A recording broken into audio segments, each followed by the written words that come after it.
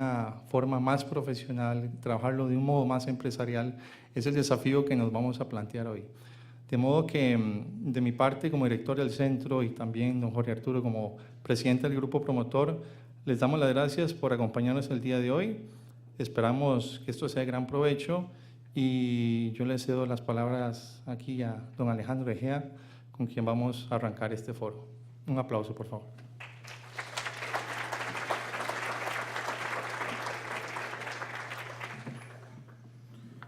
Buenas noches.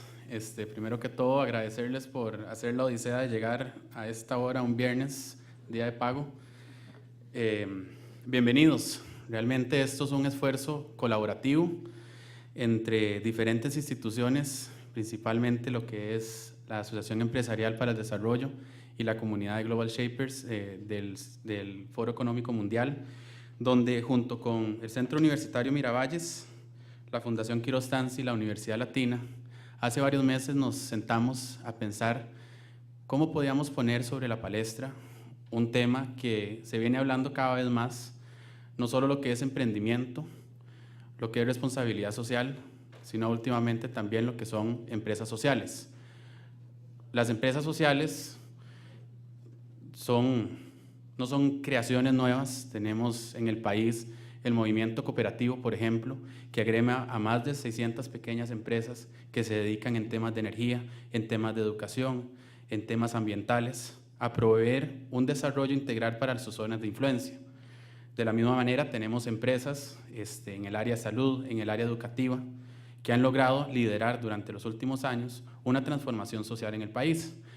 Pero durante los últimos años, si bien es cierto, si hace 10 años alguien decía que era un emprendedor, probablemente se le asociaba con que no le iba muy bien en su trabajo anterior, era un vago, un hippie. Hoy decir que es un emprendedor es como ser un astronauta, está muy de moda. Ser un emprendedor social todavía más. Y estos son temas que realmente tienen una cavidad histórica sumamente interesante. Entonces, hoy venimos con la idea no de venir con respuestas de qué es una empresa social, porque ya han venido existiendo alrededor del mundo, ya han venido sucediendo a nivel de Costa Rica, sino más bien a traer actores de diferentes medios. Y los ponentes que tenemos hoy son realmente de lujo. Dina Buchbinden, que nos acompaña desde México, es la fundadora de una ONG que se llama Deportes para Compartir, que durante los últimos 6 años ha impactado a más de 160,000 niños mexicanos por medio del deporte en escuelas públicas. Tenemos también a Mariano Batalla, quien viene a representar esa juventud académica. Él es visiting professor de INCAE, de Harvard y de UPeace, y viene con un afán también de ir sumando sobre qué son empresas sociales, de la misma manera que Alejandro Castro, que ha venido trabajando con Grameen Caldas en Colombia, en las zonas más peligrosas y más complicadas, apoyando a pequeños empresarios con un fin de sacar pues un poquito de esperanza y un poquito de desarrollo en zonas donde, por ejemplo, nos comentaba anteriormente, pueblos donde no hay jóvenes porque todos han sido matados por la guerrilla, reclutados por la guerrilla o emigrado. Entonces las empresas sociales vienen también con un trasfondo social que va más allá del propio desarrollo y vienen a dar esperanza. Eduardo Sasso, quien junto con la Asociación Empresarial para el Desarrollo han venido desarrollando un programa de identificación de empresas sociales en el país para ir agrupando e ir llevando un poco más de desarrollo en esa área y que vayamos trabajando en este punto. Y finalmente, don Miguel Gutiérrez, director del Estado de la Nación, que nos viene a dar una perspectiva un poco más global sobre cuál es esta circunstancia histórica en las que estamos en temas de emprendimiento social. De esto, pues, primero darle la bienvenida. Ahora vamos a tener una presentación por parte de Eduardo con respecto a la Asociación Empresarial para el Desarrollo, donde también vamos a tocar un poco el punto de un ejemplo de una empresa social costarricense que ha venido liderando el tema de agua. Y entonces, después de esto, pues doña Michelle Mitchell, quien le agradecemos que se haya sumado a esta agenda, va a moderar un panel sumamente interesante, en donde vamos a traer diferentes puntos de vista para poder conversar acerca de qué son empresas sociales en Costa Rica. Bienvenidos, esperamos que pasen una muy buena velada Y acá cualquier pregunta la pueden ir haciendo en el hashtag SocialShot o en la parte de atrás del programa, donde vamos a estar recolectándola, para que primero vayamos preguntándole a estos ponentes sobre los temas que les inquieten. Muchas gracias y Eduardo, te invito a pasar para hablar sobre la Asociación Empresarial para el Desarrollo. Buenas noches.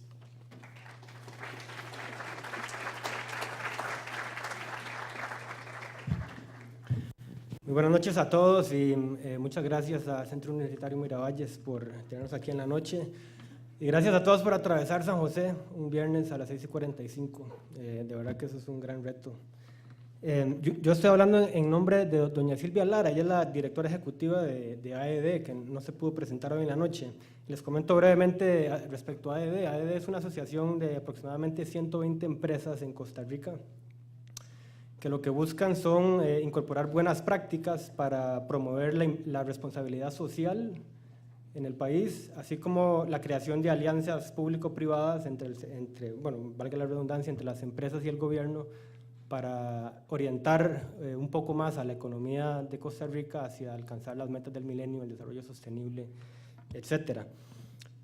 Y como parte de ese anhelo de responsabilidad social, en AED ha surgido la inquietud de promover lo que se llaman empresas sociales. Y les voy a dar un trasfondo muy resumido de por qué se necesitan esas empresas. Todos estamos familiarizados de alguna otra manera con la responsabilidad social. Esto en los últimos 30 años más o menos ha seguido una trayectoria interesante, empezando primero por esfuerzos netamente defensivos, en donde una empresa incorpora X o Y práctica porque el gobierno se lo exige, porque la ley se lo exige. Entonces, para poder yo seguir operando, tengo que hacer esto, porque si no se me viene el gobierno encima. Eso fue una primera fase, una fase defensiva. Una segunda fase fue una fase filantrópica, en donde la empresa, sin importar cómo está desarrollando su negocio, como manera paralela, ¿sí?, invierten recursos en algún proyecto de bien social, en algún impacto comunitario, pintar una escuela, sembrar árboles o lo que sea. Estos esfuerzos son muy necesarios y muy bienvenidos, pero esa fase filantrópica eventualmente fue evolucionando, ha caído en lo que también se puede llamar una fase mercadológica, en donde yo soy responsable porque esto me ayuda a mi imagen corporativa, me ayuda a vender más, me ayuda a tener una mejor percepción con la gente, pero no necesariamente esa imagen muchas veces corresponde con la realidad. Entonces, una cuarta fase es lo que se puede llamar responsabilidad social a nivel estratégico, en donde una empresa incorpora metas no solo económicas, sino también sociales a nivel interno de sus colaboradores y a nivel externo de su comunidad, y metas ambientales y en lo que se llama, o lo que podemos conocer como triple utilidad, por ejemplo. Entonces, la estrategia se busca que responda no solo a intereses netamente económicos, sino a intereses de otro tipo, sociales, ecológicos, etc. Esto es importante y es necesario. Sin embargo, ante los desafíos a los que nos estamos enfrentando como mundo, como sociedad, nos hemos dado cuenta que la responsabilidad social estratégica por lo general avanza de poquito en poquito, a pequeños pasos, y esos esfuerzos incrementales son buenos, pero a veces no son necesarios. Entonces, se necesita lo que muchos están llamando una responsabilidad social 2.0, en donde no se hagan cambios pequeñitos, sino que se reoriente sistemáticamente la razón de ser de un negocio para responder a los desafíos a los que nos estamos enfrentando. Entonces, más o menos de eso les queremos hablar hoy y les damos la bienvenida y de nuevo muchas gracias por estar acá. Y qué mejor que empezar una noche como esta con un ejemplo de una empresa social. Entonces, me gustaría llamar a mi amigo David Simón a que nos cuente un poco la trayectoria de Aqualógica y vamos a ver qué modelo más inspirador. Gracias.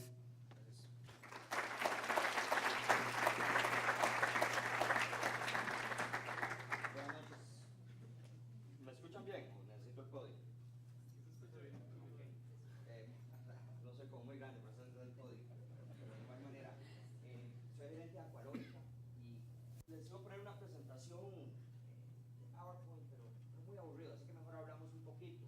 Pero sí les iba a presentar un video muy corto primero, que les da un poquito la esencia de lo que es la empresa nuestra y qué es para nosotros sostenibilidad y el por qué y la razón de ser y por qué todos los días nos levantamos no como un trabajo, sino que hay ganas de que sea mañana para continuar lo que estamos haciendo.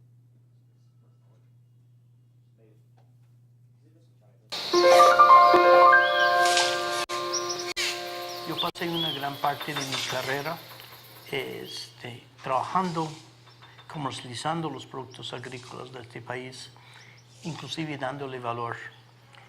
Cuando había abundancia, cuando había la mentalidad de abundancia en el país y que pensábamos que nuestros recursos naturales no tenían límite, pues se usaba el agua para cosas que realmente no agregaban valor.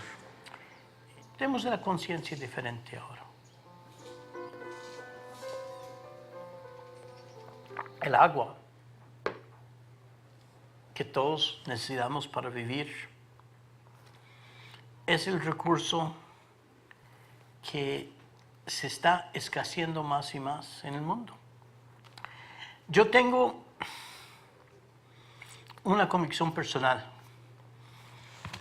que creo que compartimos muchos, que es que la conservación es una necesidad ética. Es como una necesidad. Es algo que uno debe sentir que estamos aquí en la tierra por poco tiempo y si pasamos nuestro tiempo destrozándola en vez de conservándola, los que nos siguen van a tener menos en vez de más. Pero no es moda, es lógico, es lógica. Y de esto viene la idea de la compañía Aqualógica.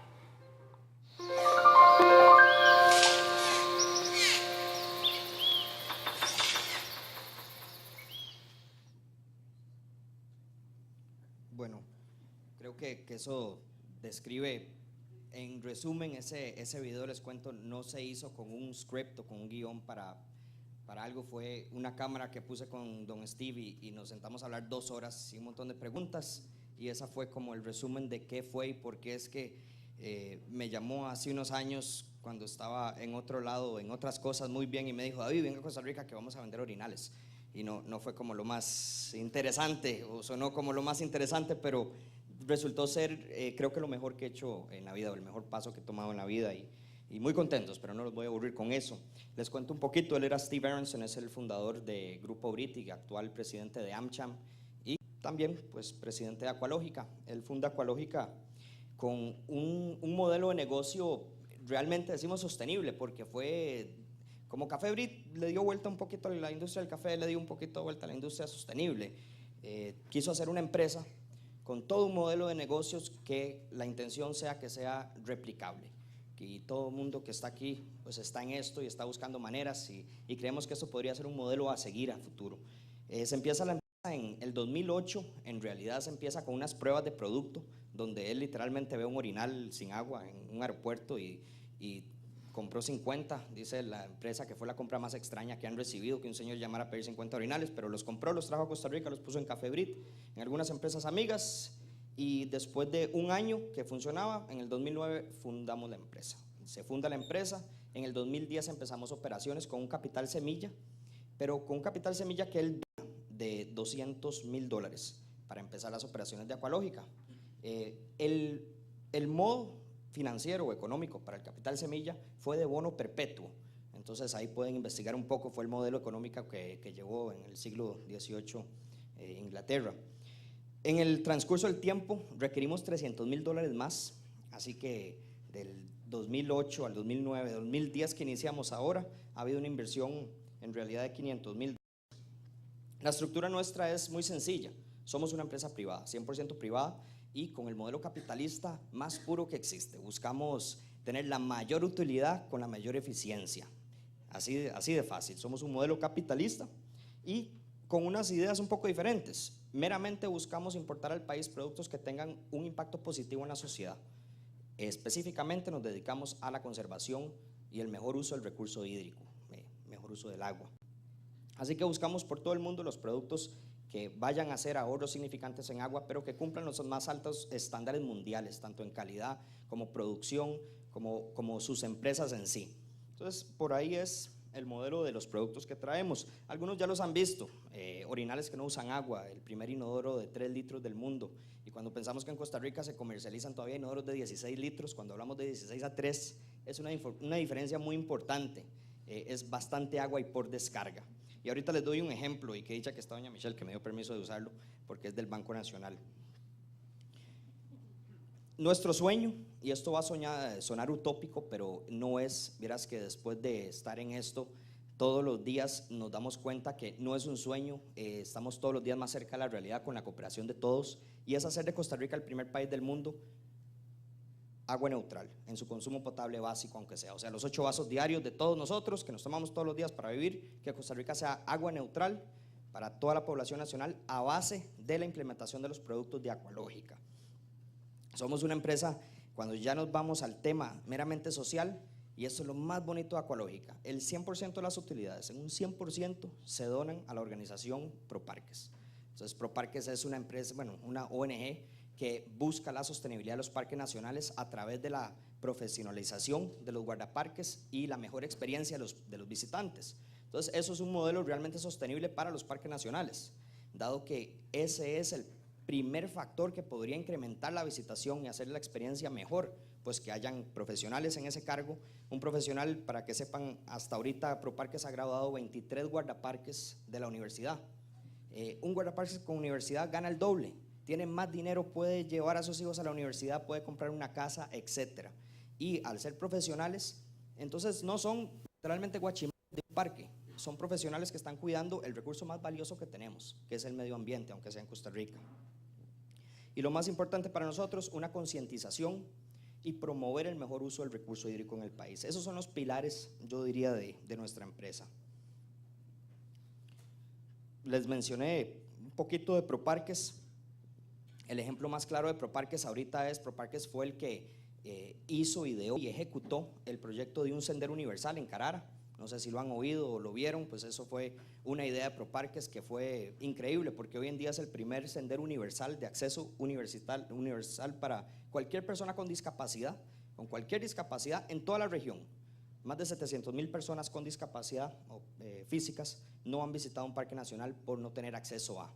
Y a partir de, creo que para el público es en un mes, pero ya está un sendero que es accesible a todo mundo. ¿Y eso qué va a traer? Pues ese pequeño gesto, que no fue tan pequeño, 42 empresas donaron más de $15,000, 151,000 personas mandaron un mensaje de texto a 150 colones y las utilidades de ProParques de Aqualógica fueron ahí. Pero 43,000 personas estiman que van a ir este año a visitar ese parque que antes no lo hacían, que significa para las pulperías, restaurantes, taxis, etcétera, toda una nueva economía.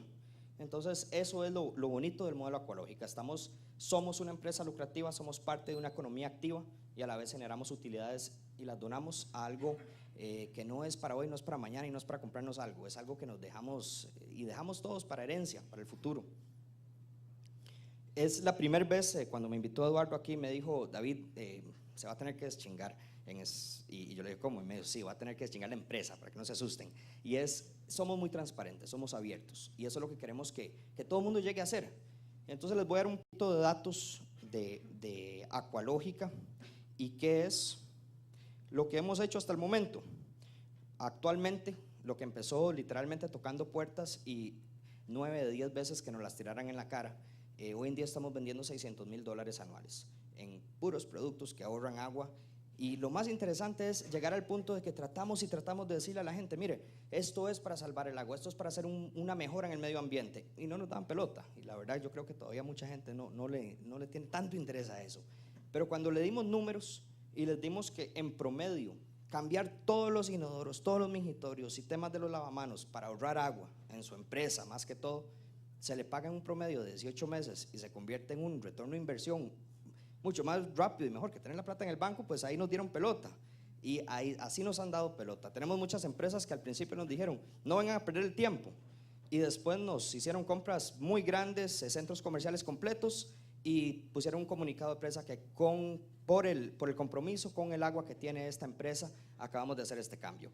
Y en lo más mínimo, más bien nos dijeron que no fuéramos necios. Entonces vieras que lo económico pues sí es importante, y eso es el verdadero significado de sostenibilidad. No solo que sea sostenible para el medio ambiente y para la sociedad, que sea muy sostenible para el bolsillo, y eso es lo que tratamos de implementar.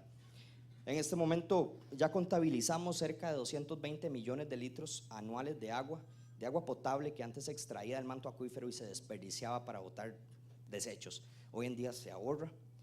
Más de 1.600 orinales que llamamos salvaguas instalados, y más de 800 inodoros que ya hemos instalado o cambiado, que eran de 13 litros y ahora de 3 litros.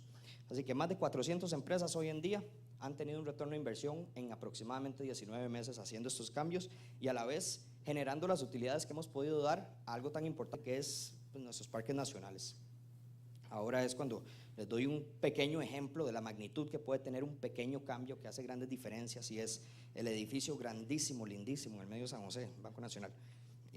Y ese, tenemos un plan de ya iniciar después de muchos estudios para finales de este año. Actualmente tienen 60 mingitorios de 5.7 litros por descarga, que es lo estándar, y los vamos a cambiar por 0.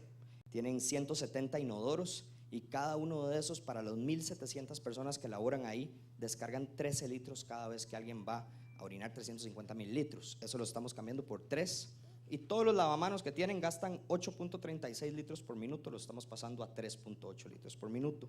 La inversión total de todo ese edificio es de 32 millones de colones para el Banco Nacional. El retorno de inversión solo con el ahorro que están generando en la factura de agua, sin incluir costo de bombeo, los costos que van a ahorrarse en mantenimiento y ese montón de cosas que van asociadas, lo van a tener en exactamente 17.6 meses. Eso es el retorno de inversión de Banco Nacional. Así que sí, después de mucha negociación, pero después de ver números, les sonó como una buena idea. Al final del día se van a ahorrar 27 millones todos los años de aquí y en adelante. Y esas son las cosas que son increíbles con esto, porque esos son 27 millones que son bottom line. Pero que quién quita que no pueda decir Banco Nacional, bueno, antes los teníamos contemplados para gasto, pues ahora ¿por qué no lo podemos usar para alguna otra iniciativa? Y eso es pues, lo más bonito, digo, de todo lo que hacemos. En concreto, los objetivos de Aqualógica es que seamos una empresa sostenible, que seamos una empresa exitosa, pero lo más importante, que seamos un ejemplo a replicar. Porque les digo, porque lo he vivido todos los días, 7 días a la semana, literalmente 24 horas al día, desde que doña Amelia Rueda decidió dar mi número de celular en el programa. Es posible, y todos los que están metidos en esto de sostenibilidad no están detrás de un sueño, están detrás de algo que ya es tangible, que ya podemos medir, y ejemplos como los nuestros es lo más bonito, porque como dicen vulgarmente, sí se puede, ¿verdad? Pero sí se pudo. Muchas gracias.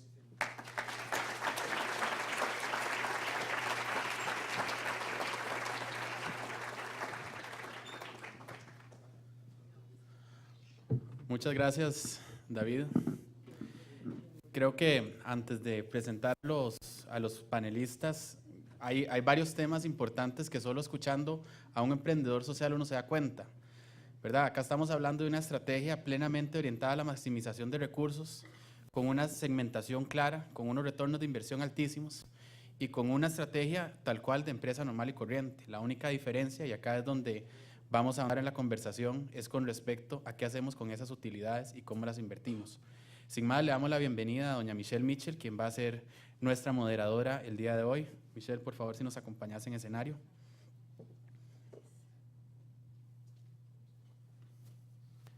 Eduardo Sazo.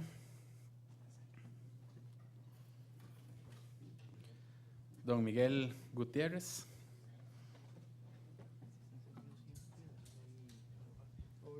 Todo bien. Dina. Alejandro Castro. Y Mariano Batalla.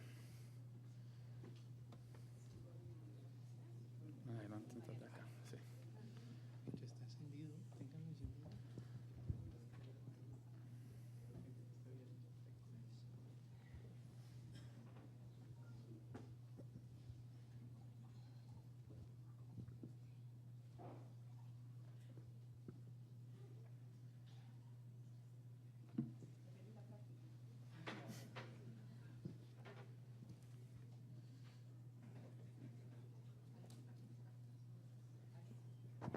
Hola, 1, 2, 3.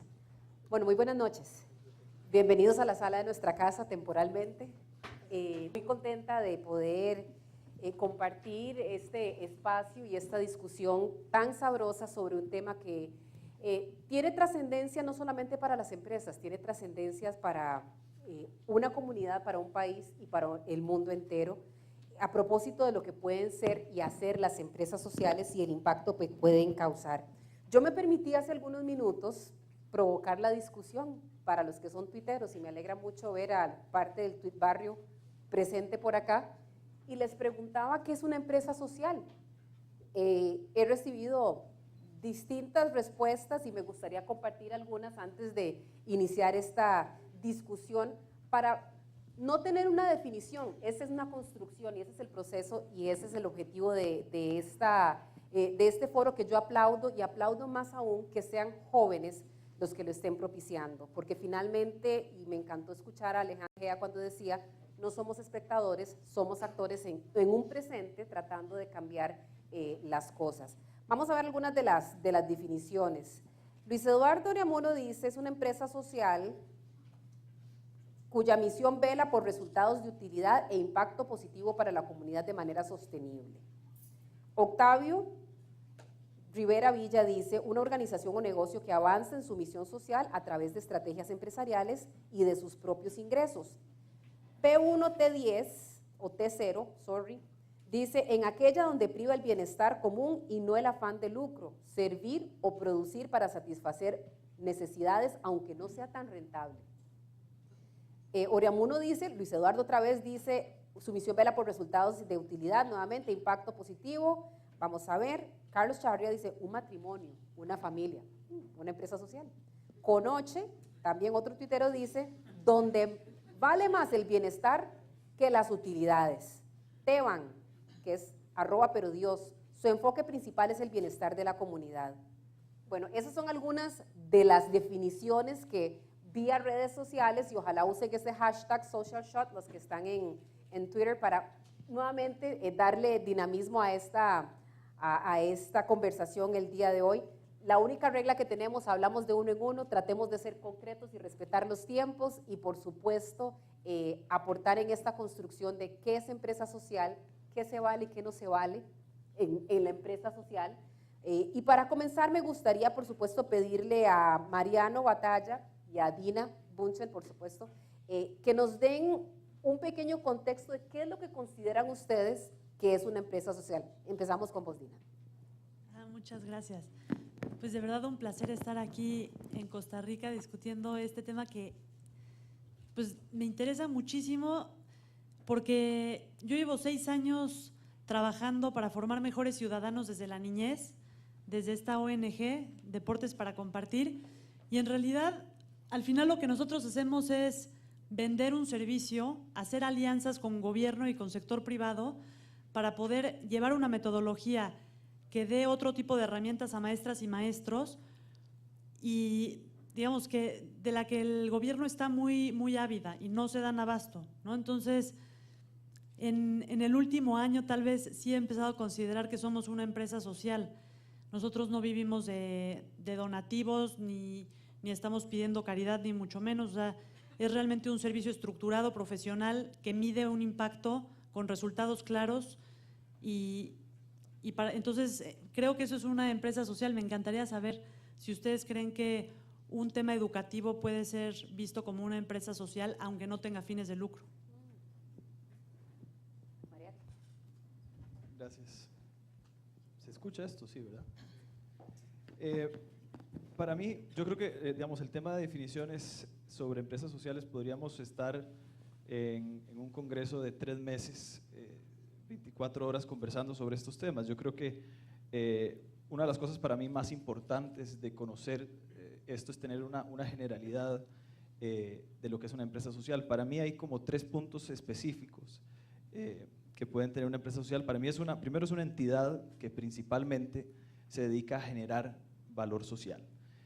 Y digo entidad porque puede ser una organización, una sociedad anónima, puede ser una fundación, puede ser una cooperativa, puede ser una asociación, etcétera, digamos, en el sentido más amplio de la concepción, por lo menos desde mi punto de vista, de empresa social. Entonces, no quisiera, digamos, conversar sobre un órgano específico o un tipo, si es sin fin de lucro o con fin de lucro. Yo creo que eso lo podemos conversar más adelante. Ni cómo se sostiene, es decir, si se sostiene con base en donaciones, con base en su propio, digamos, en su propia rentabilidad o en su propio producto. Eso es un primer tema, digamos, que yo creo que conversar sobre entidades a nivel general es importante. Lo segundo es que principalmente se dedica a generar un valor social, y digo principalmente porque también puede crear otro tipo de valor. Puede crear valor cultural, puede ser crear valor ambiental, como decía Eduardo, y por qué no valor económico. Eso puede ser valor económico tanto para los accionistas o para, digamos, los inversionistas, que creo que podemos conversar incluso sobre temas de inversión social, inversión económica y demás. Entonces, principalmente es porque hay un foco principal que no se tiene que perder de vista, que es el valor social. Puede haber accesorios que me parece que pueden ser valiosos según el tipo de organismo. Y cuando conversamos de valor social, por lo menos para mí es un tema sobre cuál es el beneficio final que genera, cuál es el impacto final que genera esta empresa. Ese impacto puede ser en salud, puede ser en educación, puede ser en bienestar, puede ser en inclusión social, de forma que hay, digamos, el enfoque tiene que ser en el punto de valor social. Y ese valor social, de nuevo, puede ser empoderamiento, puede ser de inclusión y demás. Entonces yo creo que temas importantes que creo que vale la pena conversar y que en esta definición general no se mencionan son si son entidades y de qué tipo y cuáles son las reglas del juego, si puede haber, además de ese valor social, otro tipo de valor que pueda generar esa empresa, y que por lo tanto, si se toma desde el punto de vista de un valor social, si hay otros accesorios y por qué no.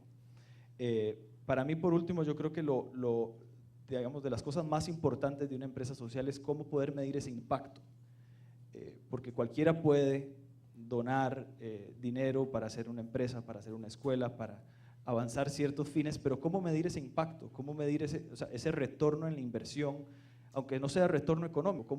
¿Cómo estoy asegurándome que ese dinero o ese esfuerzo de recursos humanos estén siendo dirigidos de la mejor manera y que estén dando los réditos que tienen que dar? Porque no se trata de, digamos, de pasarle por la superficie al problema, sino que principalmente generar ese valor social implica en gran medida tratar de resolverlo y avanzar todo lo que se pueda para lograrlo. Bastante sucintos, ¿ah? Me sorprendieron. Si bien es cierto, el objetivo no era dar una definición cerrada y definitiva de lo que es una empresa social, Dina, tal vez te agradecería si pudiéramos profundizar. Hablaba Mariano desde el punto de vista de, independientemente de la estructura de esa entidad, ¿cuáles son las características que vos le atribuirías a una empresa social? ¿Cómo la caracterizarías para decir, esta es una empresa social? Yo siempre estoy debatiendo justamente si las empresas que se dicen sociales realmente lo son, y me gustaría ver empresas sociales que verdaderamente tengan como fin último el impacto positivo en la sociedad en cualquiera de los temas. Puede ser educativo, ambiental, de salud, etcétera, pero que verdaderamente, bueno, lo acaban de decir, ¿no? O sea, que pueda ser medible ese impacto, que hayan metas, como también nos estaba comentando aquí el líder de Aqualógica, o sea, que tengan metas desde un inicio muy claras y que se puedan ver esos impactos al final. No importa si hay un fin de lucro que se reinvierte o no, pero que verdaderamente tenga un sentido sistémico de impacto social. A mí me parece muy importante que a veces hay como efectos parciales de las llamadas empresas sociales. Entonces, para mí una empresa social es estar, digamos, sumergidos en una lógica sistémica donde todos los aspectos de la empresa social están verdaderamente dirigidos hacia un impacto a las personas que trabajan en la empresa, a las personas que reciben los servicios, a cómo se reinvierten los fondos y cómo se mide el impacto. O sea, yo creo que para mí ese sería el ideal de una empresa social. Impacto y el fin que se le da finalmente a los recursos que genere o a las utilidades que genere esa empresa. Para avanzar en esta conversación, ahora me encantaría pedirle a don Miguel Gutiérrez Saxe, quien ha sido fundador y además el promotor del proyecto Estado de la Nación, que tal vez nos ayude a explicar el contexto en el cual nace una empresa social. En Costa Rica, en el contexto actual, ¿es este el momento para que proliferen empresas sociales? ¿Sí o no, don Miguel? Lo dejamos a usted con la palabra.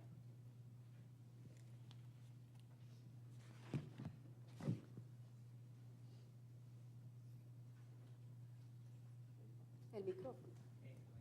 Aquí está. Gracias, Michelle. Sí, ese es más o menos el centro de lo que quisiera exponer y plantearles hoy por acá. ¿Tiene sentido empresas sociales en Costa Rica en este contexto? Uno puede hacer referencia a cosas muy duras, muy claras, muy contundentes, muy evidentes, como por ejemplo la estructura de edades que teníamos en el 70, 2012, que es la actual, y la que tendremos en el 2040. Para eso no hace falta una bola de cristal, sino que ya las premisas están puestas. Lo que pasa en el 2040 ya hoy sucedió, digámoslo así. En el 70 éramos una pirámide de base ancha, mucha población joven, muy pocos viejos, personas de la tercera edad, una proporción realmente pequeña. 2012 ya no es pirámide, es una ánfora. Y en el 2040 será una especie de columna, incluso de base más pequeña. Eso lo sabemos, eso tiene implicaciones muy serias sobre, por ejemplo, la inversión necesaria en ustedes. Casi todos ustedes, o muchos de ustedes, tendrán unos 50 años, un poco más tal vez allá en el 2040, ¿cierto? Bueno, sobre ustedes pesará todavía una población vieja y una población joven. Eso lo conocemos. Hay otras cosas que no están tan claras, como por ejemplo el contexto internacional de incertidumbre. Si China sigue creciendo, si Europa sale de la recesión, si los Estados Unidos crece o no.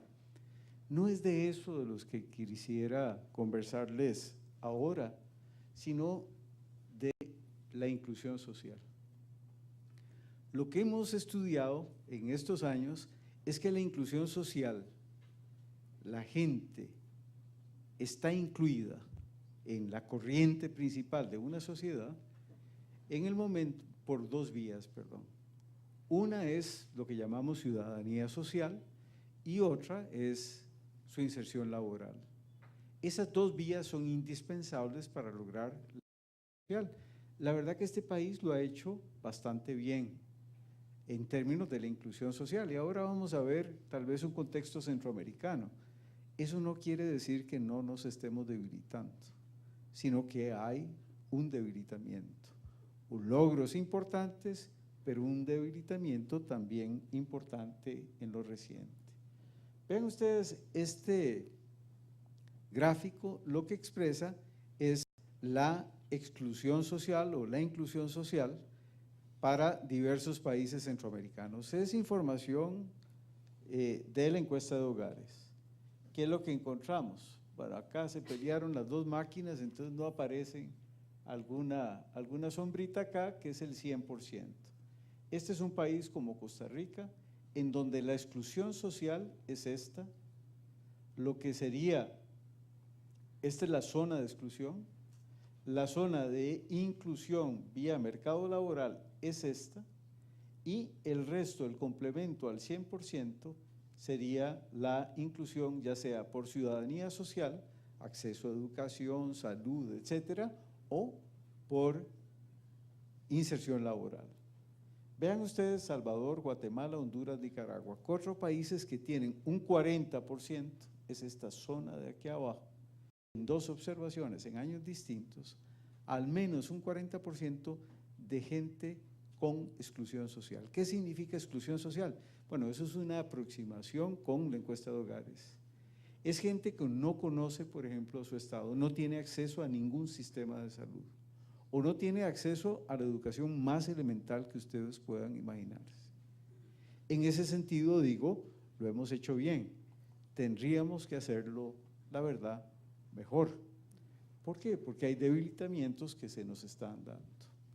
Vean ustedes, por ejemplo, el tema de la inversión social por persona, la inversión social pública por persona, desde 1980 para acá. ¿Qué es lo que tenemos? Una caída ahí, al principio de los 80, la crisis de la deuda que se llamó, de la cual todavía no hemos logrado recuperarnos plenamente. Todavía tenemos un por persona inferior a la que teníamos allá en 1980. Tuvimos una época de mejoría, pero la verdad que llevamos un par de años cayendo. Educación se nos desplomó en un 7,4% en los últimos años. Esto no con el IPC, sino con otro indicador de precios. Esa cosa nos llama la atención. O vean ustedes el tema de impositivo en el país, y acá hay una ética también de por medio. Costa Rica tiene niveles impositivos que no corresponden a los países de índice de desarrollo humano alto, no los países desarrollados, sino índice de desarrollo humano alto, no el muy alto de los desarrollados. Casi $800 por debajo de eso. O países con un ingreso o un Producto Interno Bruto por persona con una diferencia de esta que ven ustedes, de 1.800 a 1.500, alrededor de $300. Nos estaríamos comparando con Uruguay, Turquía, Brasil, etcétera. No, insisto, con los países de alto desarrollo que pueden tener cápitas de más de $15.000. Pues bien, vean ustedes lo que nos pasó allá a principios de los 80 cuando le quitamos el pie a lo que es inversión social pública. A diferencia de todos los otros países como Corea, Irlanda, Chile, incluso Jamaica, que mejoraron la población con secundaria completa o más, Costa Rica perdió, perdió cobertura, que se quedó más o menos 1 millón de personas sin completar su secundaria ya en los 80. Todavía no logramos recuperarnos de esto. Además tenemos rezagos muy importantes territoriales. Si ven ustedes, tenemos la población de 20 a 64 años con secundaria completa o más, en rojo está más de 55%. Es un fenómeno básicamente de algunos cantones acá en el centro. Pero vean que menos del 20% son estos parchones grises. Y muchas de estas áreas están entre 20 y 30 o 30 y 45. De nuevo el pleito que tienen las máquinas, esto fue hecho en Mac y creo que estamos trabajando en PC, nos dificultan ver algunas diferencias. 15 años sin avance en pobreza, estamos estancados en un 20, alrededor de un 20% de los hogares en condición de pobreza. O vean ustedes estas cifras tan interesantes, lo que es los asalariados sin garantías laborales. Aguinaldo lo recibe el 80%, pero en la zona frunca solo un 64%. O días de enfermedad, 71% son reconocidos, en la media nacional 56% en Brunca y Chorotega. O vacaciones pagas, riesgos de trabajo, horas extra, etc. ¿Qué tenemos en nuestra economía? Básicamente 3 sectores. Una vieja economía que más bien declina, este es el sector agroexportador tradicional, la industria tradicional y el agropecuario de consumo interno. O tenemos servicios de apoyo, ahí está comercio, ahí está gobierno, etcétera. Ahí está el 56% de los ocupados. En la nueva economía hay alrededor de un 20%. En la vieja economía, que ya mencioné cuáles son, hay alrededor de un 25%.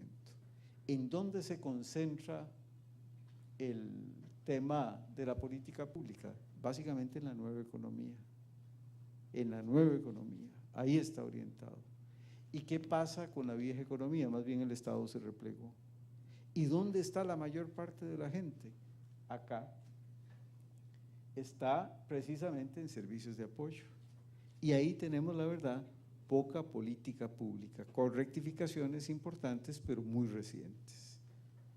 Vean ustedes, por ejemplo, la evolución del número de productos y empresas exportadoras. Son 23 nuevos mercados en una década, algo impresionante. 70% de las exportaciones las realizan el 1.7 de las empresas. 52% de las exportaciones son de zonas francas, reciben mucho de política pública, no pagan impuestos.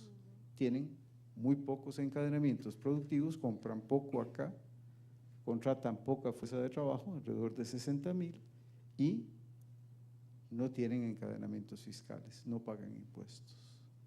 53% de exportaciones en 10 productos.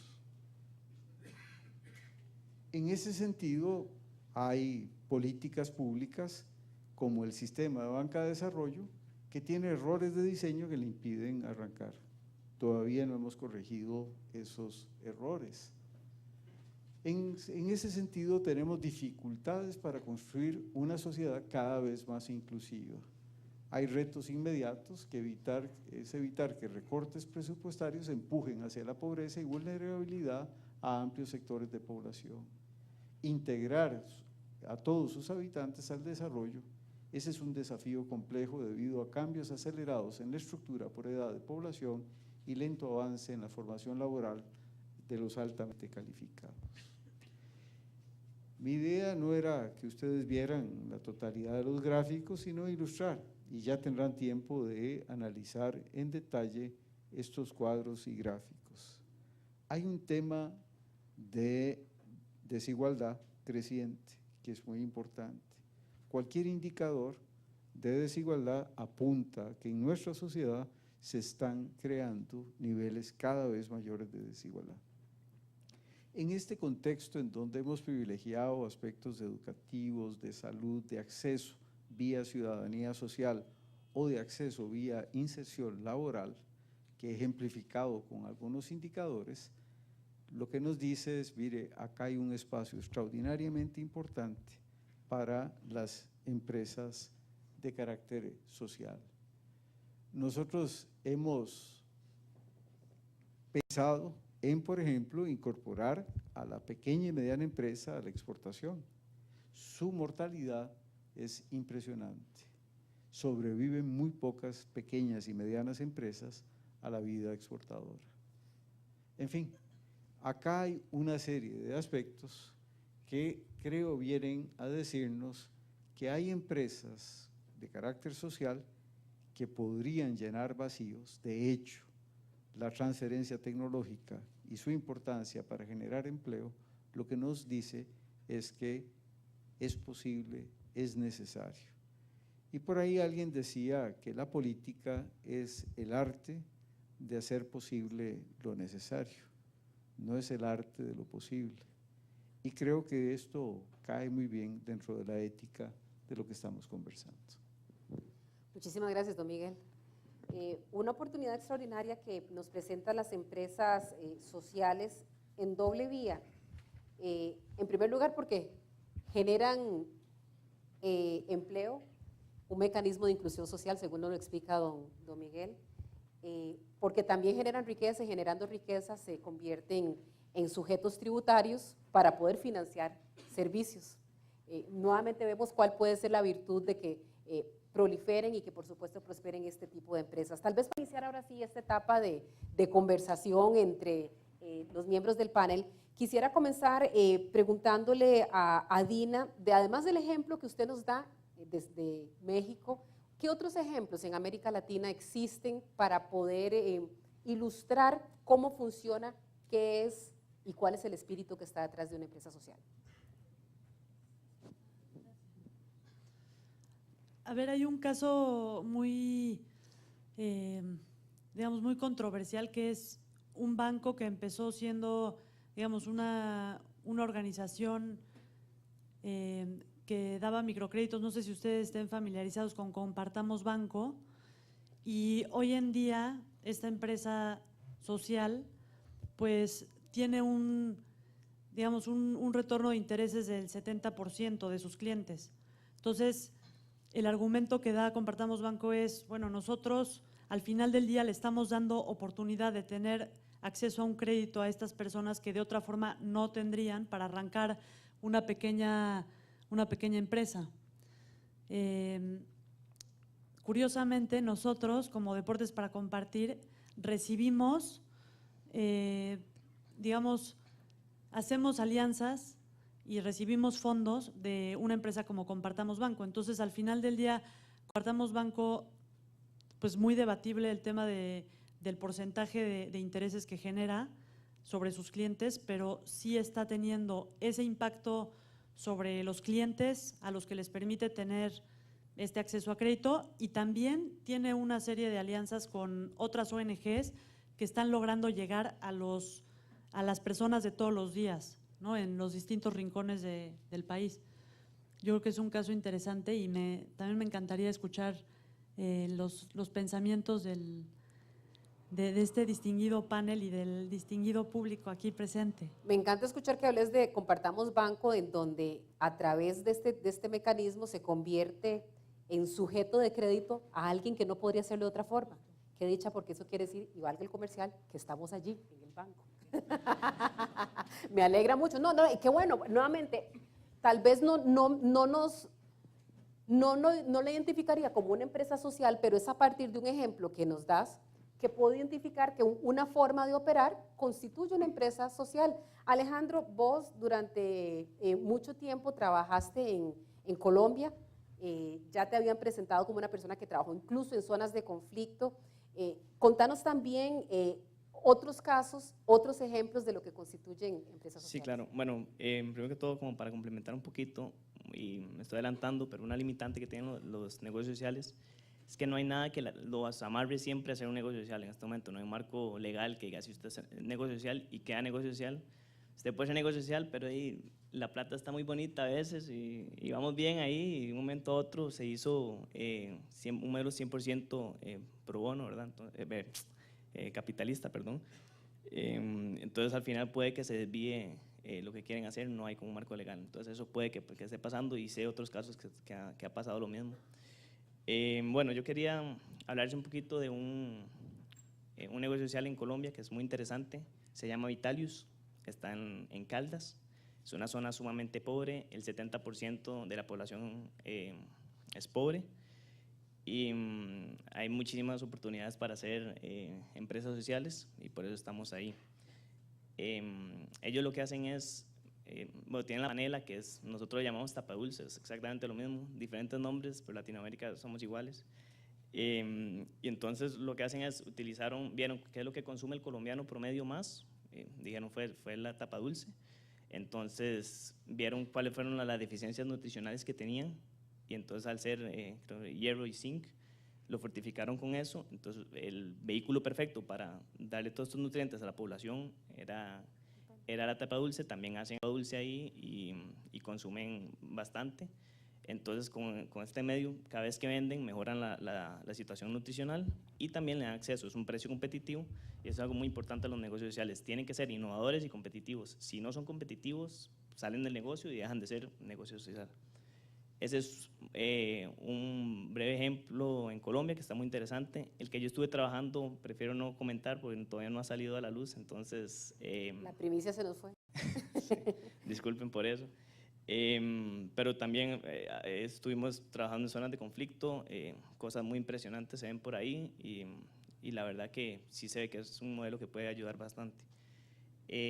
Otro modelo que es muy interesante viene de Argentina, es más, lo están replicando en Colombia en este momento, se llama Sistema SER, y esto lo que hace básicamente darle acceso a salud a gente que no puede pagarlo.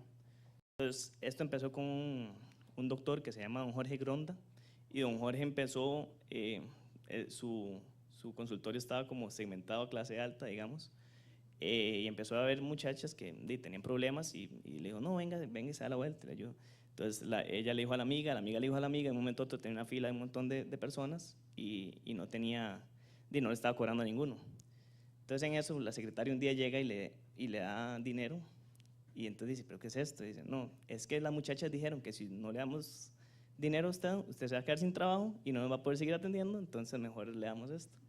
Entonces a raíz de eso nació una tarjeta y entonces lo que hacen es, dan una tarjeta, das una membresía y con eso se pagan los servicios de todas, una parte, y entonces ya es accesible el servicio médico. Ahora tienen una red de prestadores gigante y están haciendo muy buen trabajo y es una empresa social muy exitosa en Argentina. La expandieron en Colombia ya y están con planes de expandirla en Costa Rica. Entonces creo que por ahí de agosto va a estar empezando esto por aquí, entonces esperemos que sí llegue porque es algo muy bueno y está en proceso de… Gracias, Alejandro. Georgianela Carpio decía que una empresa social, le subí a Twitter, dice, el objetivo es lo social, no los fines económicos. Y a eso me lleva a la próxima pregunta, que es precisamente para Eduardo. Decía Mariano, independientemente de cuál sea el formato, la constitución de esta entidad, decía usted, puede ser una empresa social. Una fundación, la que se carga de hacer filantropía, tiene un impacto, que ustedes han hablado mucho del tema de impacto, puede ser, es una empresa social. Una fundación es una empresa social. Porque decíamos, independientemente de la entidad que sea, una fundación en ese caso. Bueno, sí, la diferencia es muy sutil. Yo entiendo una empresa social como una fundación promovida por un negocio. En realidad es una cuestión de semántica. Una fundación lo que hace es basarse en donaciones, ¿cierto? En la filantropía de otras personas para operar. Una empresa social simplemente busca generar sus propios recursos a través de la venta de sus productos y servicios para que el modelo de negocio o para que la operación de la fundación sea sostenible por sí sola. Entonces, yo la llamaría una fundación emprendedora, una empresa social. Ahora, generar sus propios recursos significa que tienen que generar un servicio, un producto para poder tener recursos para seguir operando. El que le donen los recursos no es también una forma válida, legítima, para poder hacerse los recursos para seguir operando. Completamente válida y ojalá que la gente siga donando plata para que las fundaciones… ¿Califica entonces como empresa social desde tu perspectiva? No, no, porque… No, de más que me encantaría. No, precisamente lo que se quiere es que las empresas sociales no dependan tanto de la volatilidad de donaciones, ¿verdad? Porque cuando las donaciones se acaban o disminuyen, entonces se pega el modelo y la cosa no deja de caminar. Entonces, en épocas de crisis, ¿cómo hacer para que estas fundaciones emprendedoras o respaldadas por un modelo social no se atasquen, ¿verdad? Mariano, ¿vos calificarías una fundación que depende de la volatilidad, de la buena voluntad de quienes donen? Una empresa social, finalmente, así se hace recursos. Yo creo, vamos a ver, tal vez no me expliqué bien al principio, o tal vez sí, pero bueno, vamos a ver. O tal vez yo no entendí. Sí, no. Para mí una empresa social resuelve un problema, digamos, una empresa social resuelve un problema. Tal vez aquí yo englobo en empresa a lo que comúnmente conocemos como empresa, es decir, alguna venta de bienes o servicios, y otros que no tengan esa venta de servicios necesariamente, como una fundación o una asociación. Yo creo que la característica importante es que resuelven un problema social determinado, en una comunidad determinada, puede ser grande, puede ser pequeña, y es a través de un modelo de impacto específico, una teoría de cambio específica. Puede ser un modelo de negocios en el sentido de que yo recibo dinero de donantes, genero ciertos servicios a personas que tal vez no podrían pagar el servicio que yo estoy ofreciendo, o estoy ofreciendo un servicio de la misma calidad pero a menor precio, y eso logra de cierta manera impactar y generar ese valor social. Entonces yo creo que en la medida en que las fundaciones, las organizaciones de cualquier tipo tengan ese modelo, esa teoría de cambio, es decir, si yo hago esto, yo tengo este problema acá, y este es el puente para lograr resolver ese problema, o por lo menos impactarlo de cierta manera importante en esta población. Eso es lo que yo creo. No todas las fundaciones ni todos los negocios necesariamente tienen un modelo de negocios establecido, sostenible, que tenga cierto impacto. Y yo creo que, como conversábamos al principio y sobre todo con Alejandro, el tema de la sostenibilidad es lo más importante. Yo creo que independientemente de si vienen fondos de donantes o de venta de servicios o algún híbrido, siempre y cuando sea sostenible, la empresa se puede mantener. Y el concepto de empresa, yo creo que tal vez lo complicado es que lo asociamos mucho a, digamos, los negocios con fines de lucro, y no necesariamente tienen que ser con fines de lucro, porque el fin es resolver ese problema social. El lucro no excluye finalmente que una empresa sea social. Sí, yo diría que no.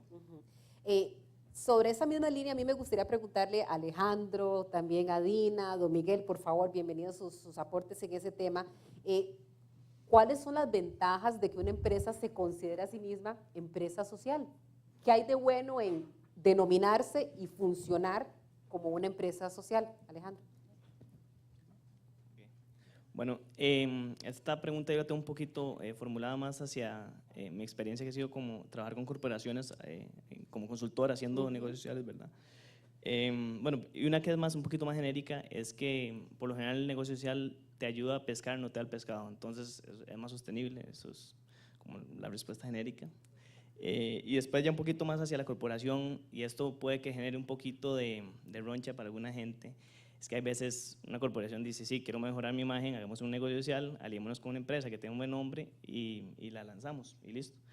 Entonces, cualquiera que tiene dinero lo puede hacer en vez de responsabilidad social, y además le sale mejor porque al generar dinero, recursos, el negocio social, no es como que lo invertís una vez y ahí quedó. O sea, seguís, entonces tiene mucho más sentido para una corporación hacer un negocio social. Pero sí hay gente que dice, lo estamos haciendo por imagen. También he estado con empresas que dicen, no, yo la verdad quería ver cómo le llego al mercado de la base de la pirámide, y con una empresa social es mi laboratorio, y ahí entonces ahí me puedo equivocar y todo, y ya después lanzo mi producto. Entonces esos pueden ser un poquito controversiales, y me gustaría también, si puedo abrir al público un poquito la discusión, porque son razones por las que sí se hacen negocios sociales en el mundo, pero es interesante, es una discusión interesante que se puede abrir, ¿verdad?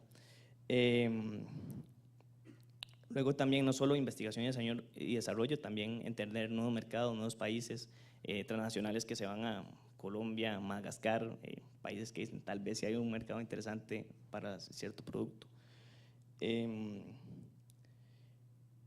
Y también uno que es otra razón que es interesante y una ventaja de un negocio social es que te motiva a los empleados, ¿verdad?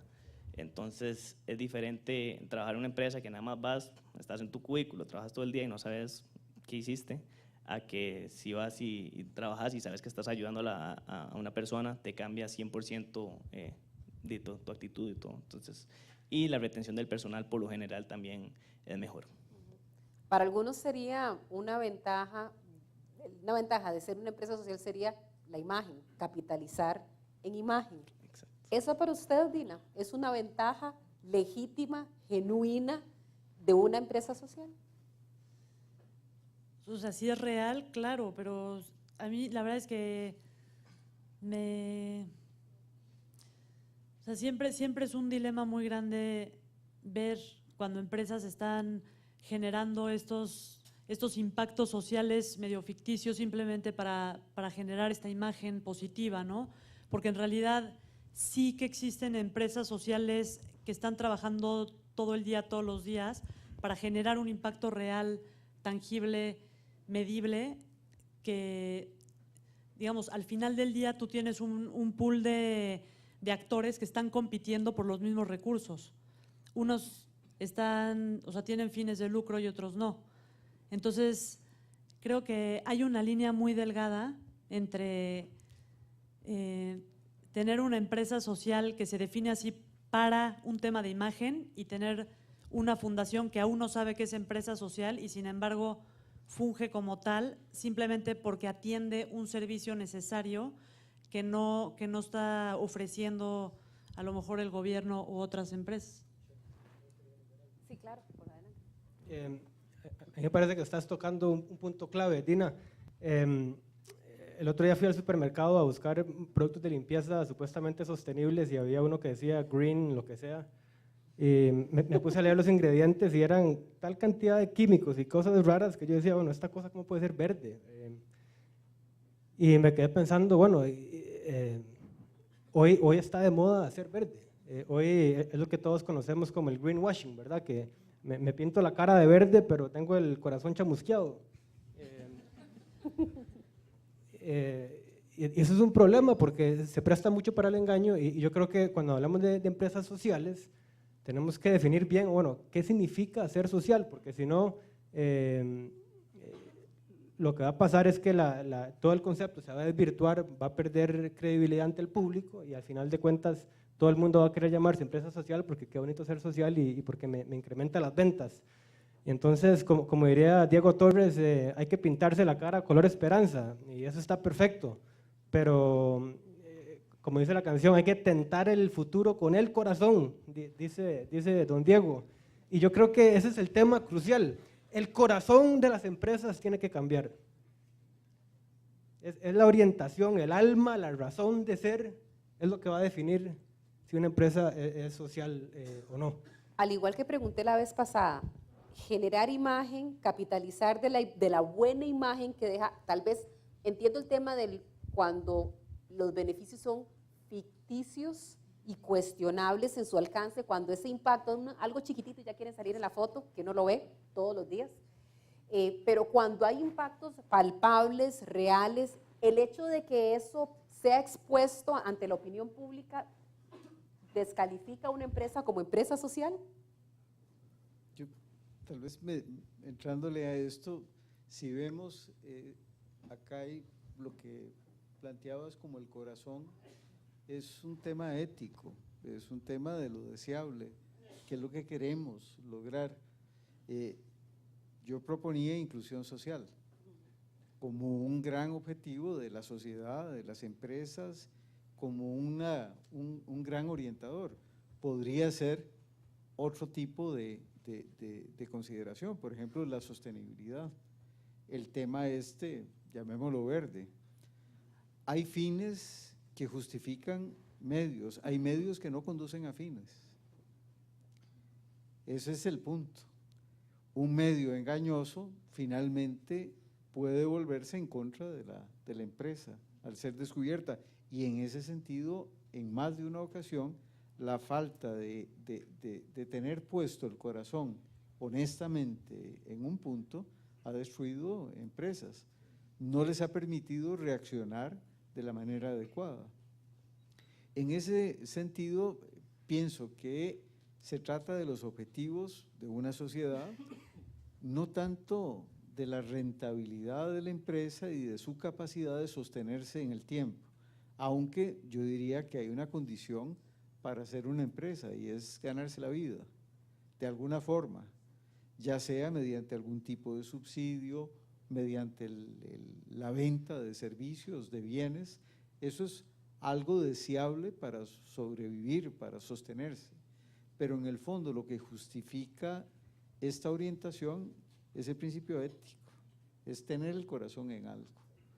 Un país también podría ser, por ejemplo, hay críticas fuertes sobre Costa Rica, un país que se dice verde, pero que ha tenido logros muy impresionantes en materia de conservación, pero un descuido rampante, por ejemplo, en lo que es la forma como convivimos en las urbes. Los problemas, digamos, de transporte, cosas así por el estilo. Ahí, a nivel de sociedad, tendríamos que cuestionarnos. ¿Tenemos logros en materia de conservación? Ciertamente, pero tenemos defectos tremendos en términos de sostenibilidad, de cualquier otro elemento distinto a la conservación. Por supuesto que a finales de los 70 estábamos casi en un 20% de cobertura boscosa. Hoy ya tenemos una cobertura boscosa que se ha multiplicado por más de 2, ¿verdad? Y eso es un logro extraordinario. Pero asómese ahí a la calle, trate de llegar acá un viernes en la noche. La triple utilidad finalmente, ese balance que se debería buscar. Aquí una pregunta para todos es el tema de ¿sí? Una empresa lucrativa, una empresa con fines de lucro más bien, perdón, una empresa rentable sería en realidad la palabra correcta. Puede ser una empresa social. ¿Qué pasa con las utilidades? ¿Deberían, sí o no, ser distribuidas entre los accionistas? ¿Deberían ser íntegramente destinadas a generar bienestar en las comunidades o a los distintos públicos que atiende? ¿Deja de ser empresa social una que toma un porcentaje de esas utilidades y las invierte, o más bien las reparte entre sus accionistas? ¿Dina? Digo, muy breve, justamente eso me refería al principio con mi comentario de qué es una empresa social. Bueno, creo que tiene que tener esta visión sistémica. O sea, si es una empresa social, entonces también se reparten las utilidades entre los accionistas y no solo entre los accionistas, sino también creo que tiene que llegar a un nivel de reducir la brecha de desigualdad con los empleados de la empresa, ¿no? Creo que tiene que llegar hasta ese punto, pero pues también es debatible. ¿Qué piensan ustedes? Bueno, yo creo que igual si uno trabaja en el sector social o cualquier otro sector, o sea, hay ciertas remuneraciones que son buenas, no es como, o sea, ¿por qué sí vamos a repartir, si soy una petrolera y repartimos alguito? ¿Y por qué si yo estoy trabajando en el sector social, por qué me castigo y no me reparto? Entonces es un punto, la dejo también un poquito abierta, la dejo picando en el área ahí. Pero eso me parece que es algo que es un paradigma que hay que romper. O sea, es como muy, ¿por qué si estoy en el sector social tengo que ser pobre? O no pobre, pero recibir lo justo, ¿verdad? Y después que lo justo son otros 100 pesos, pero sí, eso dejarlo un poquito abierto ahí para ver qué. Se estigmatiza la empresa social con que tiene que ser modesta, de operación chiquitita, ¿se estigmatiza en ese sentido? Posiblemente, yo creo que para mí, vamos a ver, toda empresa social tiene inversionistas. Estos inversionistas o estas inversiones pueden ser donaciones de tiempo, de dinero, pueden ser capital, puede ser deuda o una mezcla de todas esas, que posiblemente algo de lo más interesante que está sucediendo en eso. Todas esas son inversiones y como inversiones, normalmente todos los inversionistas, de nuevo, independientemente si es una donación o si es deuda o es capital, andan buscando un retorno. Y yo creo que ese retorno dentro de las empresas sociales primordialmente tiene que ser un retorno social, es decir, de impacto. Si estamos hablando, como decía Eduardo, que el corazón de estas empresas tiene que ser la creación de ese valor social, por eso es que comentaba al principio que mi definición es como que estén principalmente enfocadas en generar ese valor social, principalmente, o sea, de número uno, o sea, de cero. Lo demás puede ser accesorio, puede ser adicional, puede ser que ayude a la sostenibilidad, a la competitividad, etc. Entonces, todos los inversionistas de empresas sociales andan buscando ese retorno social. Y ese retorno social, primero, como les mencionaba, para mí es de impacto. Si no se tiene impacto, pero se está generando mucha plata por debajo, o por arriba, digo, no por debajo de la mesa, pero no tiene ningún sentido, no es una empresa social, es una empresa capitalista normal y corriente con alguna vena o algún accesorio, algún apéndice social. Entonces, primero es eso, es decir, hay una inversión, un retorno social. Ahora, para mí, no es exclusivo el retorno social con un retorno económico. Para mí, si los accionistas o los socios o los donadores o los deudores, los acreedores de empresas sociales andan buscando un retorno, yo no veo ningún problema con que se logre siempre y cuando sea accesorio o, digamos, adicional al impacto que tenga esa empresa social.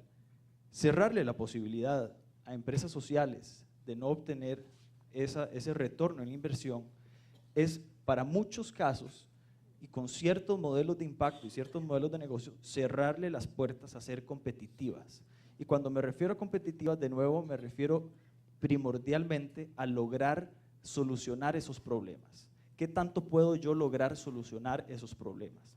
Entonces, en la medida en que yo le corte las alas o le corte las piernas, tal vez como lo decía Alejandro, me están dejando, no me impiden, o sea, me impiden competir. O sea, yo puedo resolver un problema social, tener ese retorno social de la inversión, que para el donador puede ser el corazoncito feliz o llegar tranquilo a la casa, sentirse que hay impacto, ver ciertas fotos de lo que está pasando, ver la escuela construida, etc. Ese es un retorno, eso es un retorno y es social, y ese es de impacto. Pero si también yo soy un acreedor y de alguna manera le doy plata prestada a esa empresa social y puede generarme ciertos intereses, podríamos conversar digamos, de los niveles de intereses y demás. Eso yo creo que es, digamos, no permitir eso es cerrarle las puertas a la competitividad. Y de nuevo, como decía Alejandro, si una petrolera está compitiendo para resolver un problema social específico, digamos, y yo como empresa social o una ONG estoy tratando de lograrlo, o como empresa social, digamos, capitalista, lo estoy tratando de lograr, yo me veo en desventaja si no puedo repartir utilidades. Te interrumpo, Mariano, para preguntar, decía Eduardo que define en buena parte una empresa social dónde está su corazón. En Costa Rica y en Latinoamérica, para poder viralizar y para poder extender este modelo de negocio, hay que hacer trasplantes masivos. ¿O qué es lo que hay que hacer para que sea, por qué no, la forma de negocio predominante en la región y en el país? ¿Qué es lo que habría que cambiar? De cosas. Fortalecer los quirófanos de la caja para empezar a cambiar corazones. ¿Qué habría que hacer? En primer lugar hay que cambiar, hay que ponerle barreras arancelarias a los productos chinos para que las empresas sociales puedan competir, porque si no es muy difícil. En China lo que se hace es que se externalizan los costos a la sociedad y se interiorizan los beneficios económicos. Competir con eso es muy difícil.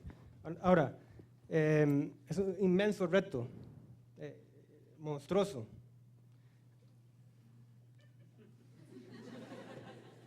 Pero, ok, ¿qué se puede hacer para que los ratones compitan con los elefantes? Yo creo que podemos hacer varias cosas y tienen que suceder a la misma vez. Número uno, como consumidores tenemos que cambiar nuestro estilo de vida. Como diría doña Silvia Lara, nuestro estilo de vida está atentando contra nuestro estilo de vida. Nuestros patrones de consumo no son sostenibles, entonces tenemos que replantearnos qué estamos consumiendo y a quién le voy a comprar, con quién voy a ejercer mi poder de voto y a quién le voy a dar mi voto con mi billetera, ¿verdad? Eso no es suficiente, para que la cosa funcione. Yo creo que, y me parece, y me gustaría que ustedes agreguen otras perspectivas y tal vez del público, por lo menos se necesitan dos cosas. Número uno, demarcar a nivel de gobierno qué es una empresa social y hacer una figura legal que el gobierno apoye, respalde y busque encadenar en todas sus operaciones productivas, incluyendo el Banco Nacional. Vía subsidios, o sea, ¿cómo se hace eso? No, simplemente un encadenamiento en la cadena de suplencia. Entonces, que el Banco Nacional, en vez de comprarle al fulanito que juega sucio y tiene el corazón chamusqueado, que el Banco Nacional le compre a la empresa social, que el gobierno va a crear una especie de sello o certificación que dice, sí, este tipo cumple con este y este requisito, por lo tanto, yo lo apoyo. ¿Okay? Entonces, buscar ese encadenamiento y yo me asombraría, don Miguel, yo no sé si es muy volado esto, pero que el gobierno no le cobre impuesto de renta a las empresas sociales, en el sentido de que la empresa social está llevando a cabo una tarea que normalmente el gobierno está destinado a resolver. ¿Por qué no delegarle esa función a una empresa social y incentivar así la participación ciudadana y una democracia participativa, no tanto una democracia representativa? Vean ustedes que ya eso se está dando para algunos segmentos. Por ejemplo, las cooperativas no pagan impuestos sobre la renta, ¿verdad? ¿Por qué? Porque se supone que tienen un fin social, no tienen fines de lucro, no generan ese tipo de lucro, digamos, de utilidades, sino que es supuestamente para reparto entre las personas que participan. Ahí hay varias cosas que distinguir. Yo tenía acá algunas notitas sobre, por ejemplo, cooperativas. Hay un censo cooperativo que se hizo el año pasado, son 376, sin considerar las escolares, ¿verdad? Que son otro tanto. En ese sentido, hay pequeñas de menos de 4, son 105 de las 376, de más de 50, apenas hay unas 53. Este tipo de esquema pues ha facilitado, por ejemplo, en el sector agropecuario, la transferencia de tecnología de una forma impresionante. Por ejemplo, en materia de café o en materia de banano, hay transferencia tecnológica, digamos, muy acelerada. En ese sentido son modelos, llamémoslo así, exitosos, valiosos, que no pagan impuestos. Algunos discuten eso, ¿por qué exceptuar de los impuestos a estas formas? Y generalizarlo sería muy probablemente un error.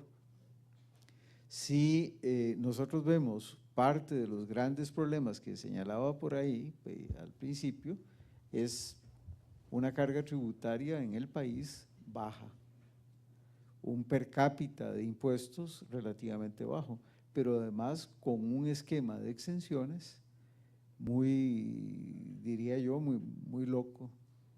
¿Por qué? Porque estamos dándole exenciones precisamente a los sectores más dinámicos de la economía.